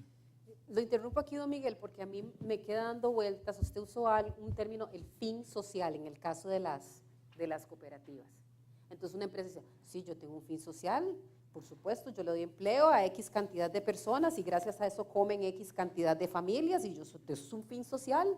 Entonces, por favor, a mí me tienen que eximir del pago de impuestos. Nuevamente, esas son las interpretaciones que convenientemente se ven en las empresas. Usted hablaba de 1,7% de empresas, 1,7% de las empresas que exportan el 70% y no pagan impuestos. Muchas gracias. Digo, van a decir, ese es su fin social. Cuando hablamos de fin social y no definimos qué es fin social, ¿no ese es el peligro que precisamente corremos como país, don Miguel? Por supuesto, y además tienen que ser fines sociales, qué sé yo, compartidos dentro de una visión, si se quiere, de país. Allá en el siglo XIX, aún acá se les ocurrió, eso es una cosa bien interesante de este país, se les ocurrió en la primera mitad del siglo XIX, hacer la educación básica obligatoria y a costa del Estado, 20 o 30 años antes de Sarmiento en Argentina. Una cosa para una sociedad extremadamente pobre, muy extraña. Y por ese camino transitamos. Bueno, ese es un bien meritorio, ese es un bien, llamémoslo social. Ahora, eso requiere de la contribución de la sociedad para lograr ese fin en materia de educación. Algo así también en materia de salud. Y hoy vemos los problemas que tiene la caja también de financiamiento. Yo diría que hay ciertos fines en la sociedad que tienen que ser claramente distinguibles. Yo diría que la Constitución de la República de alguna forma expresa esos fines que son de carácter social. No es para que cualquiera invoque cualquier fin social y además para que, sin tener que demostrarlo, encuentre que él resulta un medio extraordinario para lograr aquel fin. Cuando estábamos, y aquí yo quisiera, con el perdón de los organizadores, pero me encantó el debate que se estaba suscitando allá adentro, cuando estábamos tratando de definir qué era una empresa social, sí o no, y salió el caso de una conocida clínica que da servicios médicos privados, bien caros, por cierto, muchas gracias. Y uno dice, bueno, da un servicio que genera una cantidad importante de dinero, genera rentabilidad y que se reinvierte en fines sociales, podríamos decir, o de impacto en las comunidades. Esto también califica como una empresa social, porque nuevamente esa empresa da servicios a una capa muy pequeña y uno diría, en su forma de hacer negocio, cuidado, es excluyente, porque a lo mejor alguien que viva y disculpen el ejemplo, qué sé yo, en los sitios de Moravia, o alguien que tenga un salario básico no puede tener acceso a los servicios médicos que dan, no puede pagar un parto de 2 millones de colones, no puede ir a pagar una cirugía de $8,000, pero resulta que parte de lo que genera lo invierte en comunidades. Esta es una empresa social, Alejandro. Esa discusión la empecé yo. Culpa suya. Yo creo que eso habría la pregunta, o sea, si un negocio social puede segmentarse, sigue siendo un negocio, necesitamos meternos en algún segmento. Si lo enfocamos en un segmento alto, yo no veo por qué un negocio social no puede estar enfocado en un segmento alto, brindarle servicios a la crema innata, y igual reinvertir todo en programas de apoyo social. Entonces, digamos, mejorando un montón de equipos que pueden darle a otra gente y involucrando, dándole servicios o muy baratos o gratuitos a personas de escasos recursos. Entonces, yo no veo por qué no es un negocio social. Para mí sí puede ser un negocio social. El hecho de que atienda un nicho, ¿a usted no le parece que sea excluyente y que más bien vaya en contradicción con el tema social? No, porque está enfocado, o sea, para hacer un negocio exitoso, ellos están enfocando en el segmento alto. Entonces, al ser mi segmento alto, yo puedo hacer un bien de lujo que esté enfocado en el segmento alto, pero todas mis utilidades vayan a solucionar el problema. Aqualógica, estoy seguro que nadie va a comprar un inodoro de estrato bajo. No creo que les alcance. ¿Vale igual o menos? Ok, entonces ahí ver. Pero no es como no vas a llegar a comprar un montón de productos. No vas a llegar a comprar productos caros. Ya me sacó del aire todo. Buenísimo. Yo quisiera... Mariano, ¿quieres agregar algo? Yo quisiera poner un ejemplo. En India hay una clínica bastante famosa que la creó un doctor indio que se llamaba el doctor Aravind. Y ellos básicamente identificaron un problema social, que es que en India hay muchísimas personas que tienen problemas de la vista y principalmente se quedan ciegos o con muchas dificultades para ver debido a problemas de cataratas en los ojos. Y esto, por supuesto, no es un problema digamos, que discrimine por estrato. Entonces, es un problema social a nivel general en la India. Lo que existía hasta la creación de la clínica de este doctor eran servicios médicos de muy alto nivel, como el que estamos conversando, y para los que no lo podían pagar, pues podían quedarse progresivamente sin ver y no había ningún problema. La idea de él era la siguiente: hagamos un hospital de 5 estrellas con 15 pisos y cobremos las mejores tarifas porque vamos a tener a los mejores cirujanos para resolver los problemas de cataratas en India.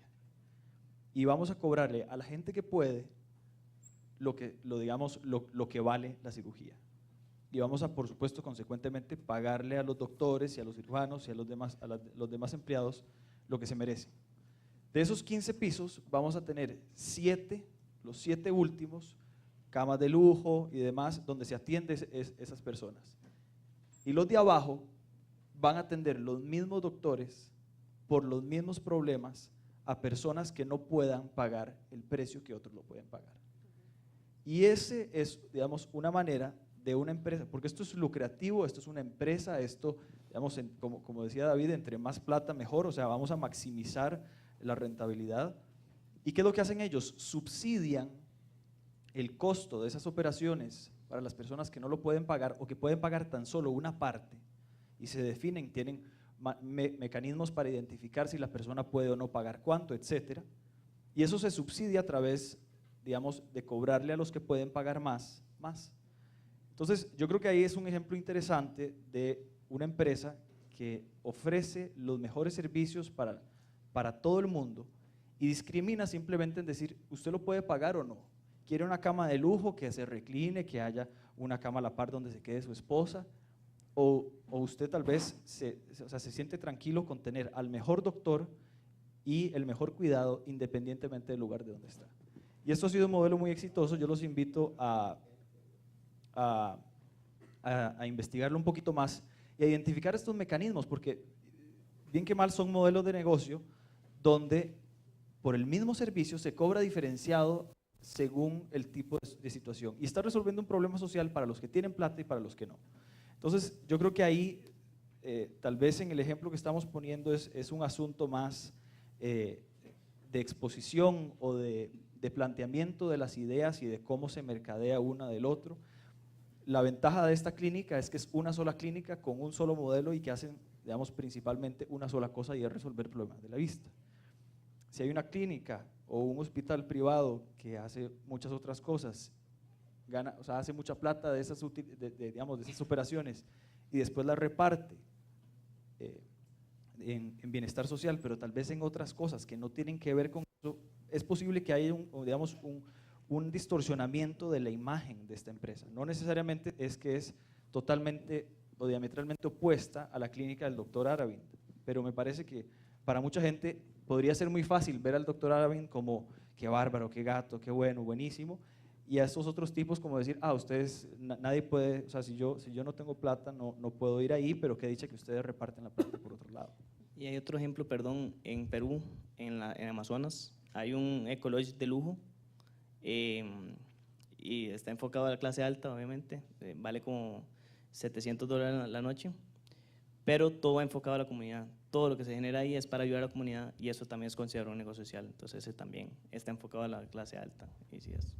Yo quisiera ir haciendo la transición en este momento a la participación del público. De hecho, me encanta parte de los comentarios que he visto aquí en redes sociales. Amareto, Susana Soto, no sé si estará acá en el auditorio, hello, dice, como decía una ex jefa, que no tengamos fines de lucro no quiere decir que tengamos ánimo de pérdida.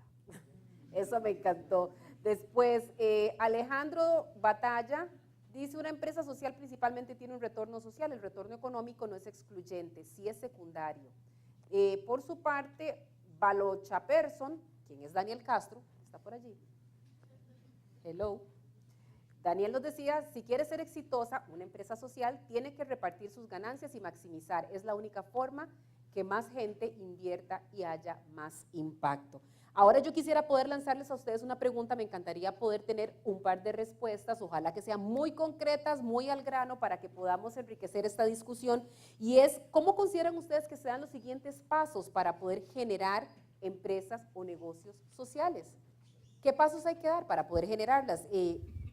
Para echar a andar algo así, alguien pensaría que es una quijotada, pero están funcionando, vean los casos. Me encantaría poder escuchar los aportes de algunos miembros del público. Tenemos acá una persona, adelante.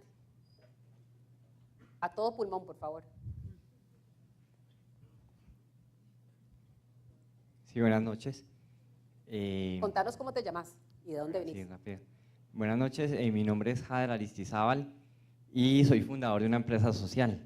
Entonces, entiendo el tema muy bien y creo que lo esencial o parte de lo esencial con tu pregunta es, debemos promover la innovación en el país. Yo creo que la empresa social tiene que ver mucho con innovación. Es como de una manera innovadora podemos atender ciertas necesidades que hoy nos están rezagando o nos están excluyendo de cierta manera. Entonces es como logramos esa inclusión de la que hablaban en el panel a través de la innovación. Entonces creo que es un esfuerzo que debemos atender, esa parte. Gracias. Muchas gracias, a usted las gracias. Y tenemos a otra persona por allá, adelante, gracias.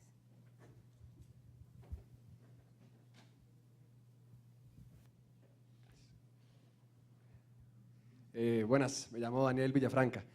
Yo creo que como decía Eduardo, es muy importante para los próximos pasos poder cimentar bien lo que es el concepto de empresa social. En mi caso personal, yo hace como un año tenía la intención de aplicar la empresa que tengo como una empresa social, pero en la investigación que me hice en ese momento, la parte de los dividendos, lo que yo en mi concepto sentía, era que era directamente teníamos que invertirlos dentro del fin social, o sea que no podía haber las utilidades no se puedan dividir entre los socios. Entonces, en realidad siempre defendí ese argumento y aquí hoy me doy cuenta, los expertos, que en teoría sí debería haber, sí se podrían haber dividendos para los socios. Entonces yo creo que esa limitante o esa confusión puede desacelerar mucho el proceso o desalentar a personas, ¿verdad?, en dar el paso hacia una empresa social. Lo vemos mucho en los últimos años con los términos de desarrollo sostenible, de valor compartido, de lo que es responsabilidad social empresarial, que hay una divergencia en el concepto. Entonces creo que para la legalidad, como decía Eduardo cuando da el ejemplo del gobierno, es fundamental poder darle un concepto definido y sólido a lo que es una empresa social. Muchas gracias. Y una última participación, vi a alguien aquí en el Puro Centro. Por favor. Buenas noches, mi nombre es Manuel Iglesias, yo soy el fundador de una, bueno, está iniciando apenas, es una pequeña empresa social, es más bien lo hemos visto como una fundación con ideología empresarial, digamos. La idea es promover la lectura en los pueblos de Costa Rica que no leen. El 50% de los costarricenses, según una encuesta del 2011, no ha leído un libro en un año, y probablemente esas personas nunca leen. El impacto social de que jóvenes de 10 a 20 años empiecen a adquirir el hábito de lectura es gigantesco, pero ¿cómo se mide? Entonces para nosotros ese es más o menos el siguiente paso, establecer formas para poder medir el impacto social en proyectos, por ejemplo, como el nuestro, que digamos el impacto potencial que puede tener si uno logró que 1000 carajillos leyeran un libro. Eso es increíble, para uno sería increíble. Ya tenemos una biblioteca en Pavones y ya estamos empezando, y ahí se nos acercan, hay 4 miembros de la organización aquí, estamos muy emocionados y queremos hablar con todos ustedes un montón. Y me gustaría hacer un pequeño comentario, y es que tenemos que recordar que el Estado es la primera empresa social, es la empresa social por excelencia, es la empresa social de mayor impacto y la empresa social que tiene mayores recursos, mayor poder. Y acérquense a los procesos electorales, por favor. La democracia se hace ejerciéndola y nuestra generación no la ejerce. Y se ejerce por medio de los medios tradicionales porque nosotros no hemos inventado unos nuevos. Hasta que los inventemos no podemos quejarnos. Entonces, bueno, ese fue la cuña. Gracias.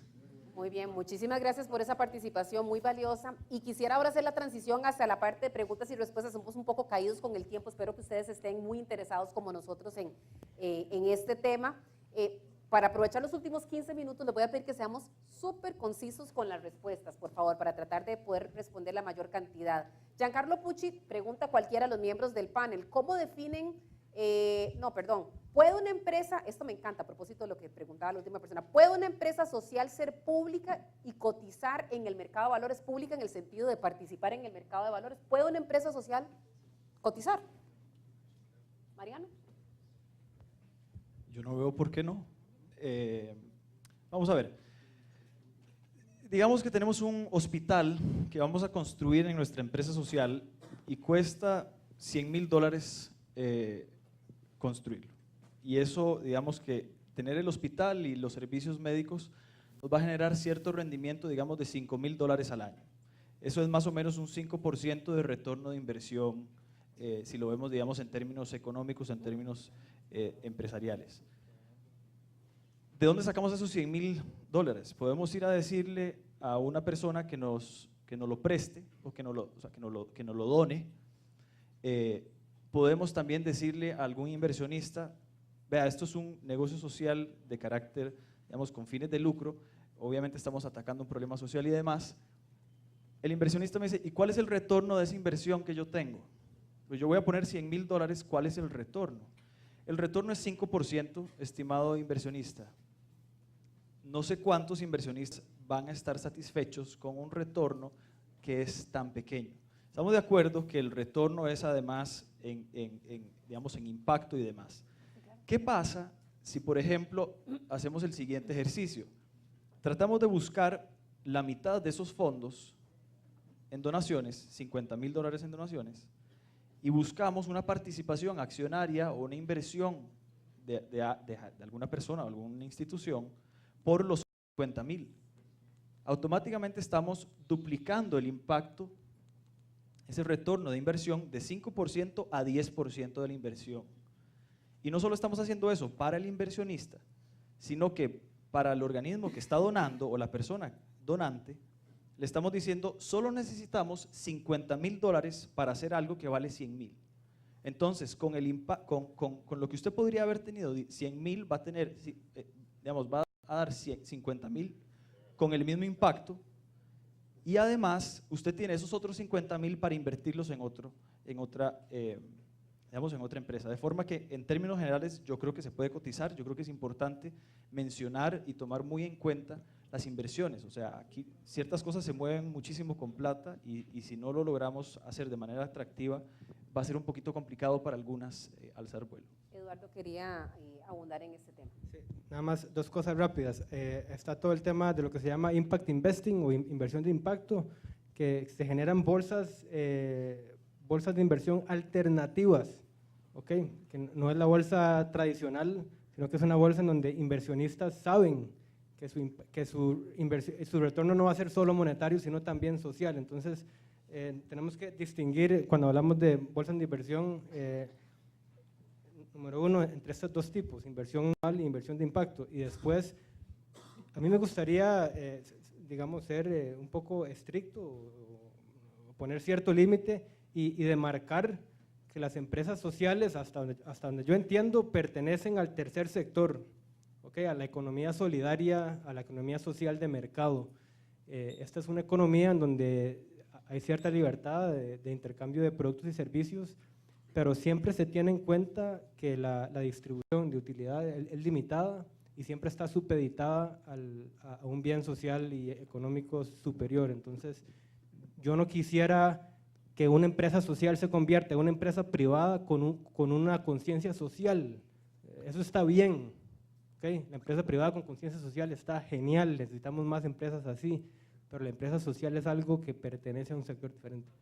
Eduardo, te preguntan también dónde está el límite entre la responsabilidad social empresarial y ser una empresa social.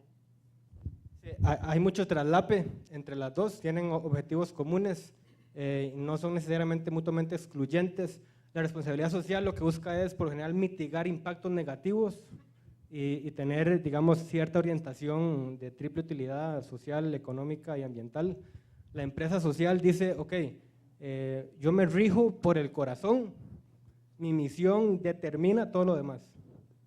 Ahí nada más para ampliar un segundito. En una empresa que estaba haciendo consultoría, es una transnacional bien grande, y para que se una idea, parte de la estrategia de responsabilidad social empresarial de ellos es crear una empresa social.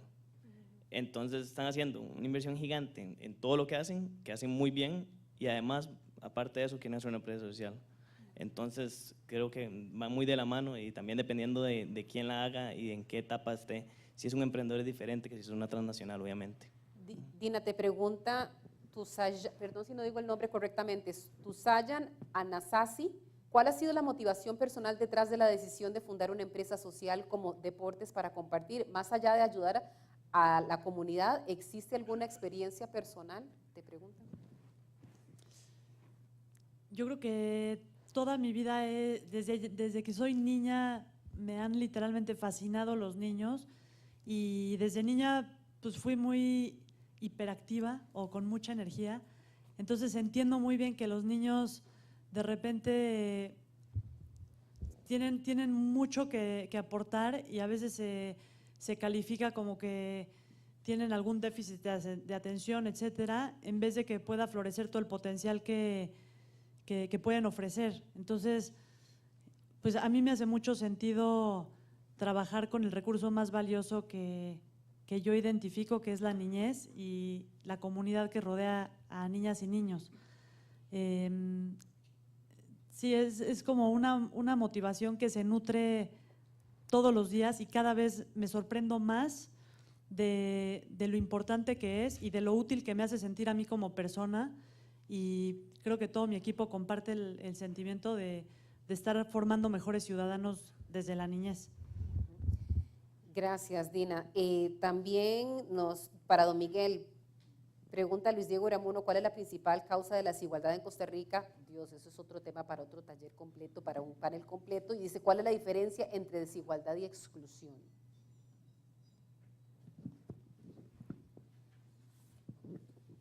El origen reciente de la desigualdad en Costa Rica, digamos, comencemos por ahí, éramos un país de los más iguales, digamos, con mayores niveles de igualdad en América Latina, lo que no era mucho, porque la verdad que América Latina es la región del mundo más desigual, ¿verdad?, donde las desigualdades son mayores.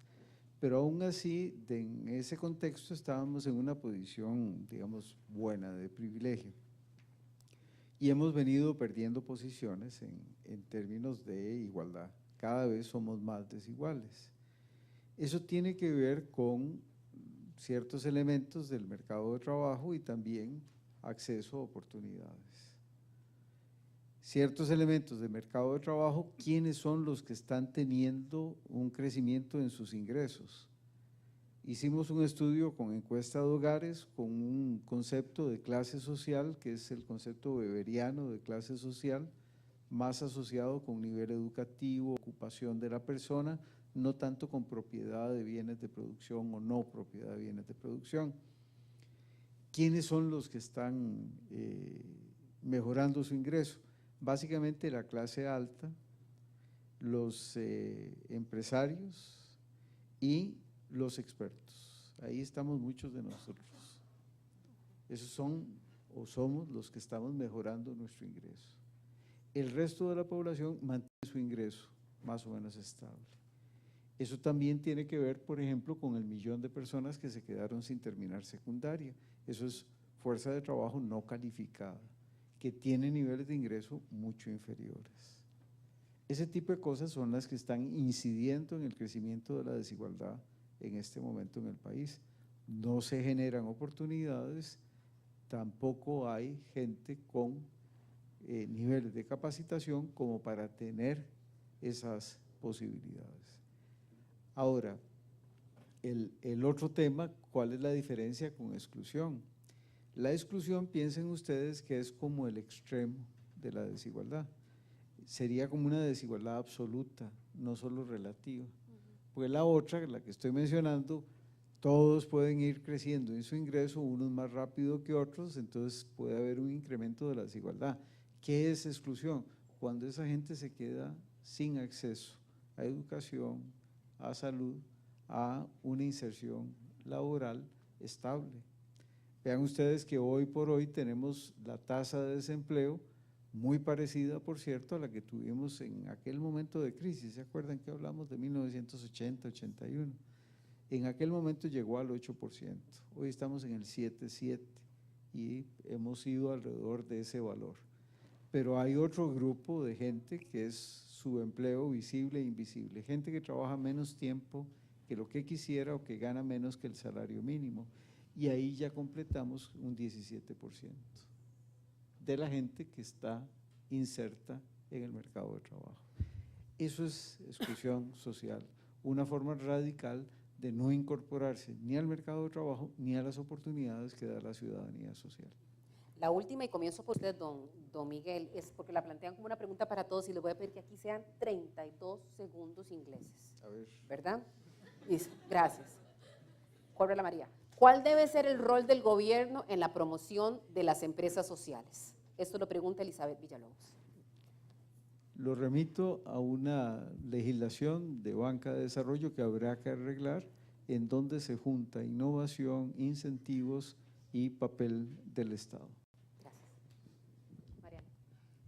Para mí la analogía es la siguiente: rodines y no muletas. Los rodines sirven para impulsarse y eventualmente se tienen que quitar.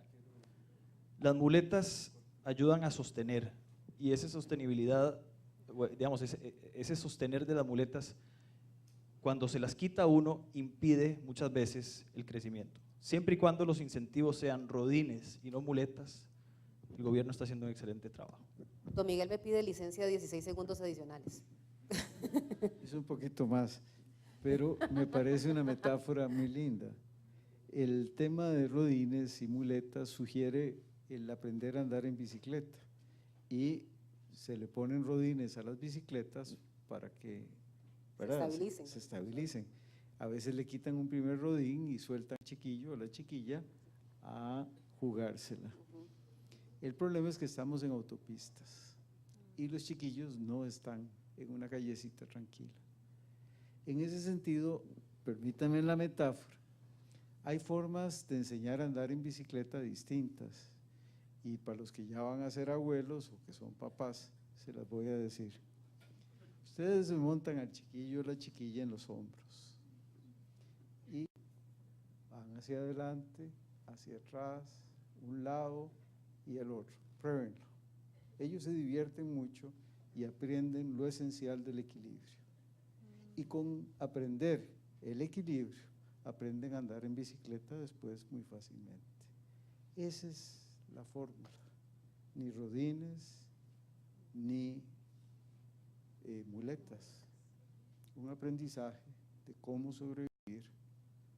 ¿Mediante qué? Mediante ejercicios. Eso era. Magníficos 16 segundos adicionales. Gracias, don Miguel. Dina, por favor. Dina. Yo creo que tiene que ver con enseñar a pescar, ¿no? O sea, que es totalmente la metáfora de los rodines. Alejandro, te escuchamos. Bueno, yo me voy más hacia alianzas público-privadas. He tenido la oportunidad de viajar estos últimos años bastantillo y en Estados Unidos viene muy interesante, Mass Challenge se llama, es una incubadora de negocios y también tiene una aceleradora de negocios sociales. Entonces el gobierno pone fondos para impulsar todo este tipo de proyectos, creo que eso es clave. Y otra muy interesante en Colombia se llama la ANSPE, que es no me acuerdo exactamente bien, pero es la Agencia para la Superación de la Pobreza Extrema. Y es un empresario que se retiró y la está liderando. Le están liderando como una empresa y están haciendo cosas increíbles y están haciendo alianzas con diferentes empresas y toda la cosa para impulsar proyectos que erradiquen la pobreza. Y solo una pequeña aclaración que me sacaron de base ahora en público. Cuando me está refiriendo que no pueden comprar ecológica, es la base de la pirámide. Si te dicen comprar un inodoro o comer, la base de la pirámide es come.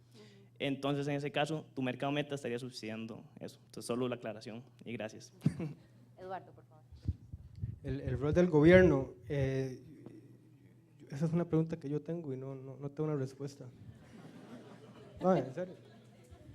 Bueno, eso es parte del ejercicio, continuar la discusión precisamente para ir construyendo respuestas. La idea no era llegar aquí a una definición cerrada, definitiva, es una construcción. Roy aquí me preguntaba, yo no soy parte del panel, nada más soy moderador, pero ¿es sostenible una reputación corporativa de una empresa que parece social, pero en el fondo no lo es? No. Eso es como un globo. Sube, sube, sube, sube y al final después termina bajando. Y bueno, un ejemplo, un narcotraficante que finalmente construyó casas para toda una comunidad, socialmente tuvo impacto impresionante, pero nuevamente no fue sostenible, no fue sostenible. Para poner un ejemplo afuera, ¿verdad? Y localmente conozco muchísimas empresas que creen que ir a pintar paredes los hace empresas sociales, y finalmente su gestión habla en contra de ellos. Bueno, es la gente que está botando, sí, pintan una escuela en otra comunidad, pero está botando desechos y está contaminando su entorno. Son empresas que sí pintan y a lo mejor regalan computadoras, pero resulta que viven en medio de una comunidad totalmente pobre, no pagan los salarios que corresponde, no se sostiene. Yo creo que a una comunidad no le engaña a nadie. Finalmente, eso como periodistas yo creo que pasa mucho y sí, hay mucha gente que está nada más para un tema de reputación y capitalizar de eso. Yo quisiera agradecer profundamente la participación de Mariano, de Eduardo, de Don Miguel, Dina y Alejandro. Por supuesto que a los organizadores y el tiempo de cada uno de ustedes que han estado acá y todos los que han participado a través del Twitter Mundo. Recordarles que esta discusión es solamente el inicio de lo que les decía, una construcción hacia futuro. Hay un comité que se quiere constituir entre el grupo de personas que estén aquí y que quieran participar de él.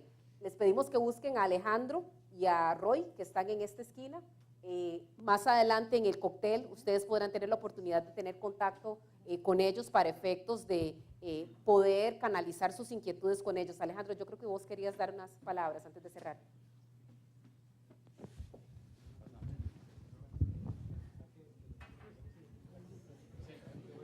Y dame campo.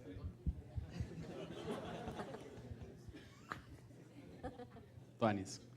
Ok, primero que todo, muchísimas gracias a ustedes por venir un viernes a esta hora, demasiado buena nota. Y íbamos muy bien, Michelle, hasta que tocamos el tema de las computadoras en las comunidades, porque casualmente yo soy el director de la Fundación Quiroz Tanzi, que tenemos un programa pedagógico alrededor de no, pero yo no estoy diciendo que usted pinta paredes y después de... Sálveme a alguien. Si querés hablamos después. No, y aparte que gracias a los panelistas que todos estaban con una cara de... Pero bueno, muchas gracias, porque el objetivo de hoy se cumplió tanto que yo ya no sé si trabajo en una fundación o una empresa social. Y,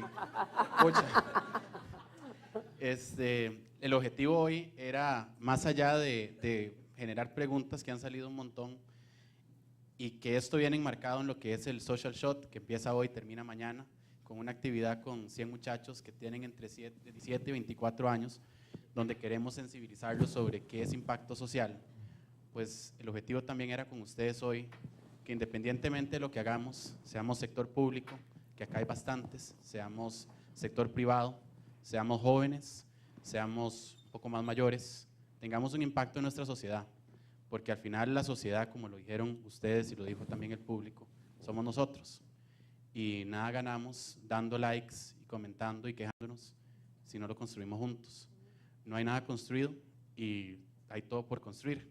Yo antes le decía a Michelle que mucho el objetivo también de que estemos acá varios jóvenes, y los incluyo a todos ustedes, es porque a mí no me gusta eso de que nosotros somos la generación del futuro.